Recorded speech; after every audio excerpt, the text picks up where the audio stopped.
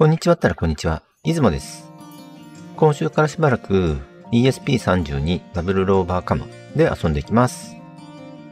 ESP32 でまたマイコン教室みたいなことをやっていくのですが、まず環境設定をやりまして、同じメール地下から始まって Bluetooth、SD カード、Wi-Fi、TCP/IP、そしてカメラと結構高度なことをやっていきます。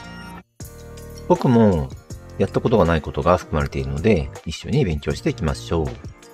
今回はその導入から L 地下までをやります。ではいつものように資料を用意したのでご覧ください。今回買った商品がこれです。ESP32 のコードにカメラと SD カードスロットがついて、Type-C のケーブル、マイクロ SD カード、マイクロ SD のアダプタまでついています。これだけついてなんと2480円。正気とは思えない安さです。さらにダウンロードしてくるチュートリアルがとってもよくできていたので、今回の企画を始める気になったんですよね。で、今回届いた中身がこれ。Amazon のページにあった内容はちゃんと入っていました。コードのアップ写真がこれ。大事な技的マークちゃんと入っています。届いた時点でカメラは取り付け済みでした。USB 端子は Type-C になっています。裏面がこちら。足が曲がっていたのが残念でした。出荷時の外観チェックとかはしてないみたいです。出荷検査で曲げたんでしょうね。で、これが SD カードスロット。SD カードへの書き込みはやったことがないので、ちょっと楽しみですね。さて、ここからはチュートリアルのお話。これはサイトからダウンロードすることになっていて、アドレスは箱のシールに表記されています。アクセスするとこんな画面が出てくるので、ダウンロードのボタンを押します。ちょっとドキドキしますね。何のことはないダウンロード元は GitHub だったりします。ダウンロードしたファイルを解凍するとこんな中身になっています。今回は C でやりますけど、Python のチュートリアルもあるみたい。これもいずれやってみたいと思っています。Python の勉強にちょうどいいかも。C のフォルダを降りると、こんな中身です。この C アンダースコアチュートリアル .pdf がチュートリアルのファイル。残念ながらというか当たり前ですが英語。これだけで障壁上がっちゃう方も多いかとは思うのですが、最近は Chrome で翻訳できたりするのでぐっと障壁が下がります。PDF を Chrome で見まして、必要なところを選択します。で、この選択範囲を日本語に翻訳を選ぶと、右上に翻訳が現れます。便利ですね。助かります。で、漢字の中身なのですが、モジュール本体の説明から環境設定までかなり丁寧に解説されています。これ結構手間かかってると思うんですよね。中国製品にしちゃちょっと珍しいよねというのが正直なところです。ではここからこのチュートリアルに沿って環境設定をしていきましょう。では準備としてデバイスドライバーのインストールを行います。デバイスマネージャーを開いて、ポートの項目に USB シリアル CH340 というのが見つかったらドライバーはインストールされています。僕は何度か ESP32 のボードを扱っているので、すでにインストールされていました。これ触るのは初めてだよという方はドライバーは入ってないと思いますので、インストールを行います。先ほどダウンロードして解凍したフォルダの中に CH340 というフォルダがありますので、その下にある Windows と Mac と Linux の中から自分の環境に合ったものを選んでください。Windows の場合でしたら Windows フォルダの下の ch341ser.exe をダブルクリックします。その後画面の指示に従ってインストールしてください。デバイスマネージャーをもう一度開いてみて、USB シリアル CH340 というのがあるのを確認してください。僕の例では COM6 になっていますが、環境によって数字は変わってくると思います。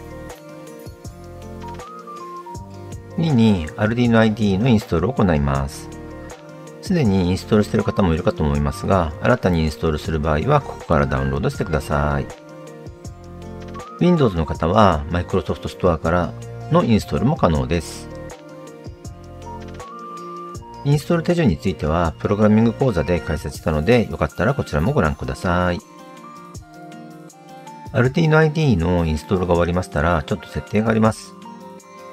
メニューからファイルの基本設定を選んでいただいて、追加のボードマネージャー URL のところにこのアドレスを入れてください。入れたら OK ボタンを押します。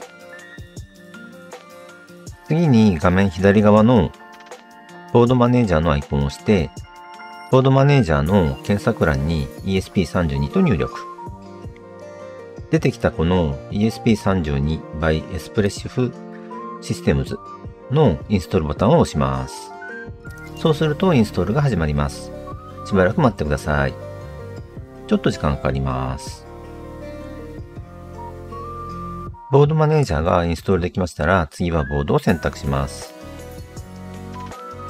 メニューからツールを選んで、ボードから ESP32 に行って、たくさんある候補の中から ESP32 ダブルローバーモジュールを選びます。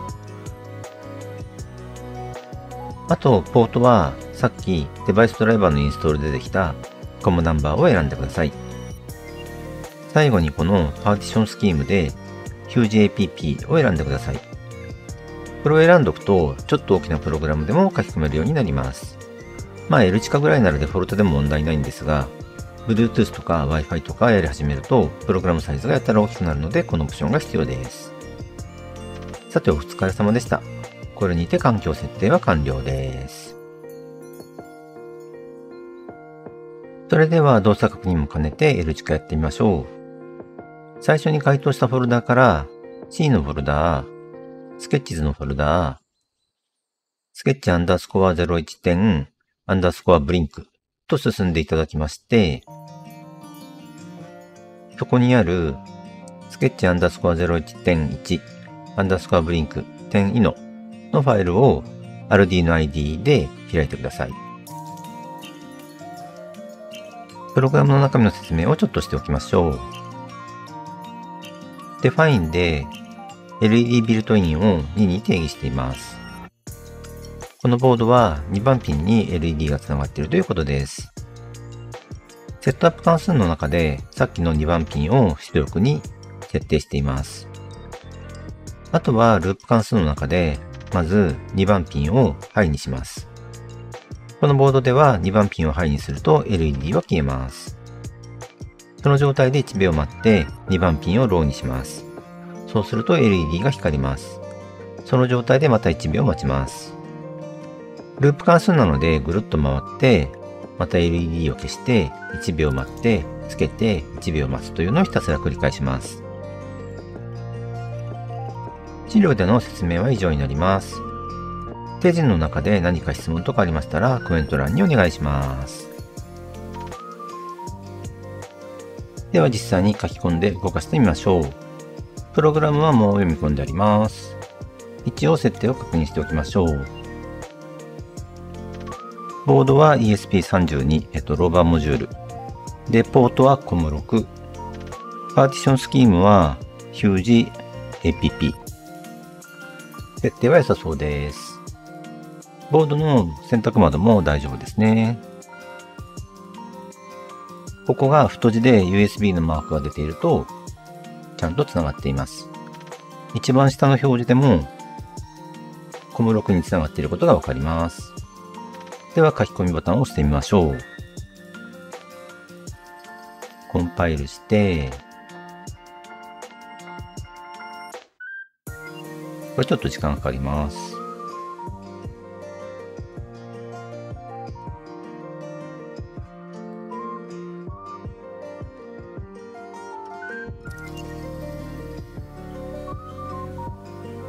書き込み中です。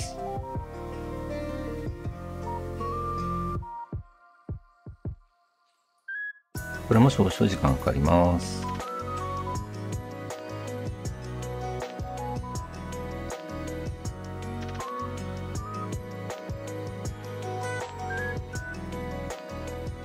はい。LED の点滅が始まりましたね。正常に動いてるみたいです。ここの数字を変えると、点滅のピッチが変えられるので、実機を持っている方は試してみてください。はい。というわけで、ESP32 ダブルローバーカムの環境設定から L 時間までをやってみました。これ、機能てんこ盛りな基板なので、いろんなことに使えそうな気がしています。